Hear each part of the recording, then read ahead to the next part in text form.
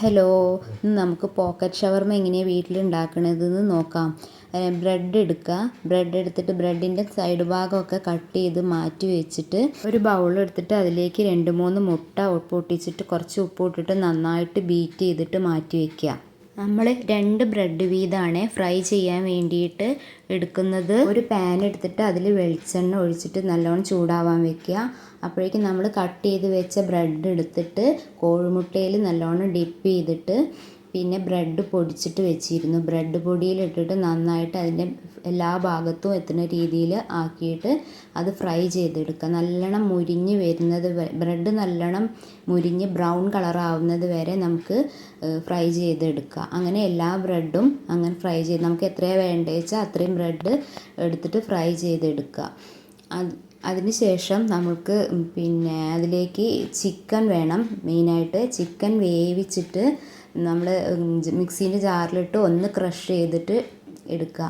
ഈ ചിക്കൻ മഞ്ഞളും ഉപ്പും കുരുമുളക് പൊടിയൊക്കെ ഇട്ടിട്ട് നന്നായിട്ട് വേവിച്ചിട്ട് ഒന്ന് മിക്സീൻ്റെ ജാറിലിട്ടിട്ട് ക്രഷ് ചെയ്തെടുക്കുക. അപ്പോഴേക്ക് ബ്രെഡൊക്കെ നല്ലോണം മുരിഞ്ഞിട്ട് ബ്രൗൺ കളറായി വന്നിരുന്നു. അതൊക്കെ കോരി മാറ്റിയിട്ട് നമുക്ക് എടുത്ത് വയ്ക്കുക ഒരു പ്ലേറ്റിലേക്ക്. പിന്നെ നമുക്ക് ഇനി ക്യാരറ്റ് വേണം. ക്യാബേജ് ഉണ്ടെങ്കിൽ ക്യാബേജ് ഇടുക, സവാള ഇടുക, എന്തൊക്കെ പച്ചക്കറികളുണ്ടോ അതൊക്കെ നമുക്ക് ഇടാം കേട്ടോ.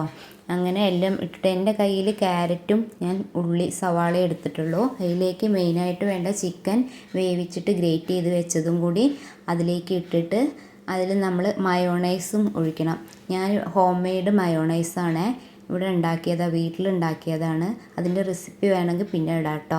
അതും കൂടി അതിലേക്ക് ഇട്ടിട്ട് നന്നായിട്ട് ഇളക്കി യോജിപ്പിച്ചിട്ട് നല്ലോണം എല്ലാതും കൂടി മിക്സാക്കി വെക്കുക. നല്ലോണം ഇളക്കി യോജിപ്പിച്ചിട്ട് അതിന് ശേഷം നമ്മൾ ബ്രെഡ് ഫ്രൈ ചെയ്തെടുത്തിട്ടുണ്ടല്ലോ അതിൻ്റെ നടുഭാഗം നമ്മൾ കട്ട് ചെയ്തിട്ട് എടുത്തു കഴിഞ്ഞാൽ പോക്കറ്റ് പോലെ അത് ആയി കിട്ടും നമുക്ക് ഉള്ളിൽ ഫില്ല് ചെയ്ത് വെക്കാൻ. എന്നിട്ട് നമ്മൾ ഫില്ലിങ്സ് അതിൻ്റെ ഉള്ളിൽ വെച്ചിട്ട് നന്നായിട്ട് ഫില്ല് ചെയ്ത് കൊടുക്കുക. അത്രയേ ഉള്ളൂ.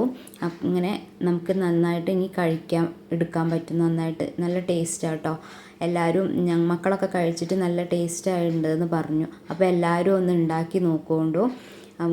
ഇങ്ങനെ ഇടയ്ക്കൊക്കെ കുട്ടികൾക്ക് വൈകുന്നേരങ്ങളിൽ സ്കൂൾ വിട്ട് വരുമ്പോഴൊക്കെ ഉണ്ടാക്കി കൊടുക്കാൻ പറ്റിയ നല്ലൊരു ബ്രെഡ് വീട്ടിൽ ഉണ്ടെങ്കിൽ ബ്രെഡൊക്കെ എപ്പോഴും വീട്ടിലുണ്ടാവുമല്ലോ.